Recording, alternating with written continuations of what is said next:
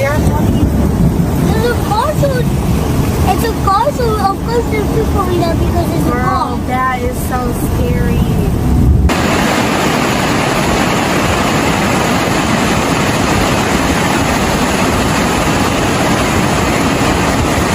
The fire department had to come and rescue them out of there.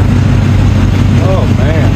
His wallet's still in there, so I was gonna go over and see if I could walk over there somehow. But Going like this. Camera far up.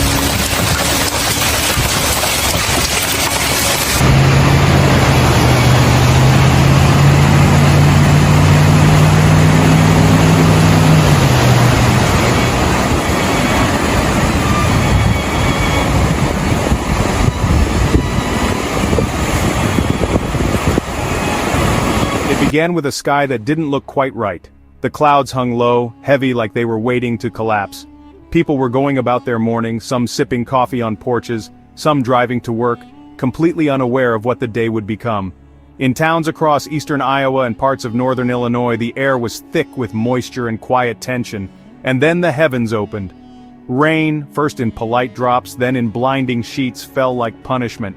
It didn't stop for minutes, it didn't stop for hours, it simply poured. As the water hit the ground, storm drains sputtered and failed. Fields filled like basins. Yards turned to swamps. Streets were rivers within hours. A light drizzle turned into a torrential barrage. In less than one afternoon, entire towns were unrecognizable.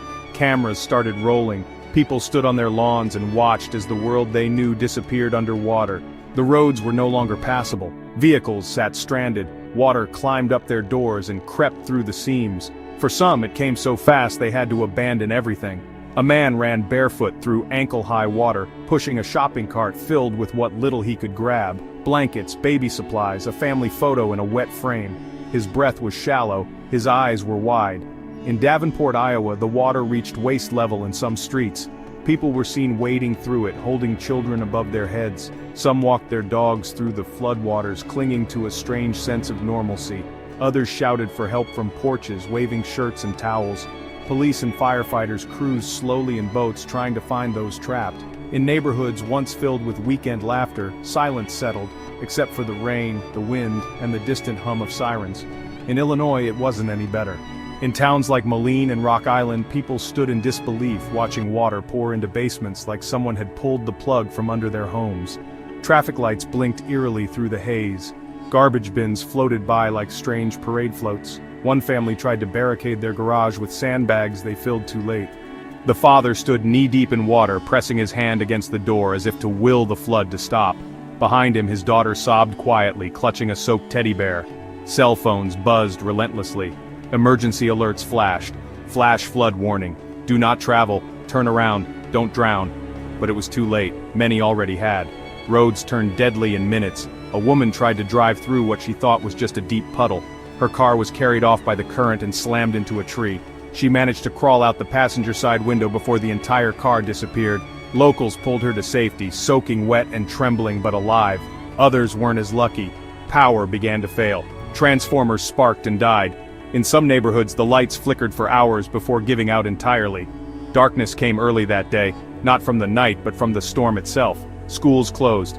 Businesses shuttered. Shelters opened in gymnasiums. Volunteers handed out blankets and dry socks to people who had lost everything in less than 12 hours. A woman sat in the corner, holding her infant son. She hadn't eaten. She hadn't spoken. She just stared at the floor, her jeans still dripping. Outside, the rain didn't let up. Trees began to fall, their roots no longer holding to the waterlogged ground.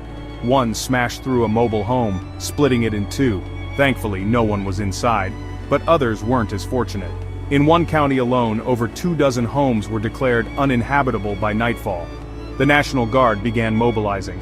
Boats were launched from fire stations. Volunteers formed chains to rescue the elderly and disabled. There were stories of heroism. A teenage boy used a kayak to rescue an elderly couple and their dog. A nurse swam through floodwaters to get to her shift. A pastor opened the church doors and refused to leave, offering dry clothes and food to anyone who came.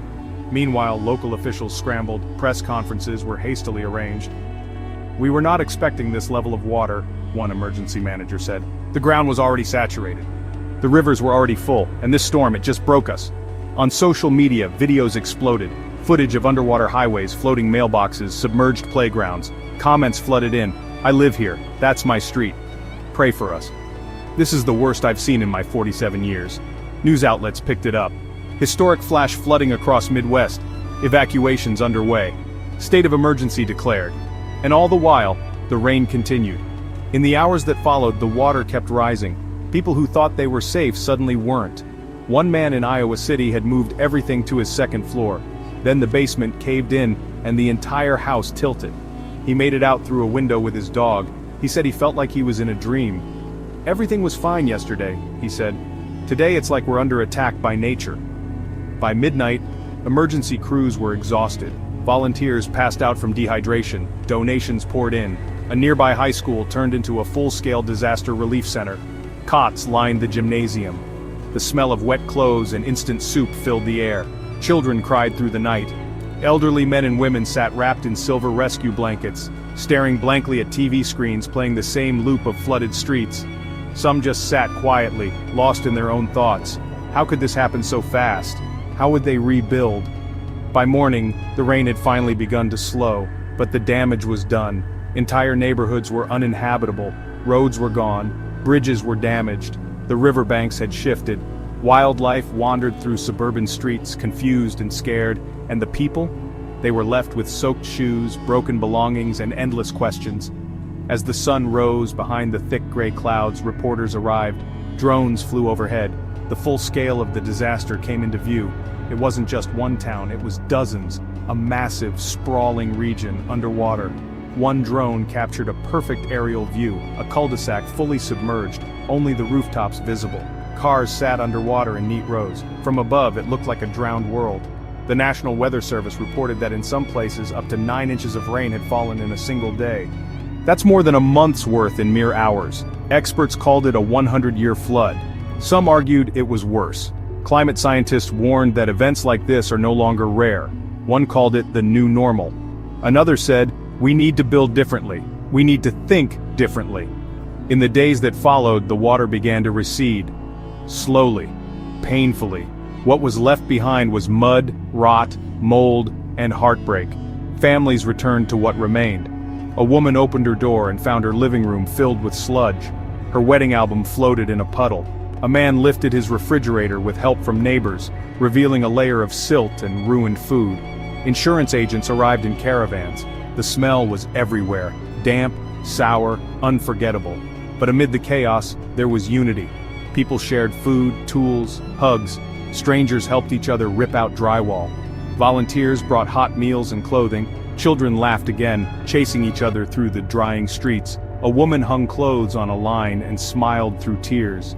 We lost a lot, she said, but we didn't lose each other. The governor toured the damage.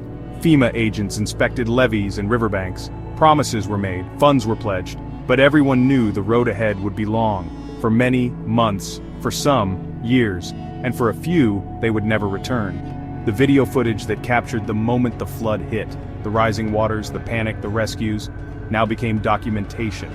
Proof, a warning, a memory. And as the video ends, we're reminded of something deeply human, that nature doesn't ask for permission, that sometimes everything can change in a moment, but also, that resilience runs deep, that neighbors are stronger together, that even in the worst of times, kindness survives. What began as rainfall became a disaster. What began as disaster became a story, and what remains are the people, still standing, still rebuilding, still remembering. This is Iowa, this is Illinois, this is what it means to endure.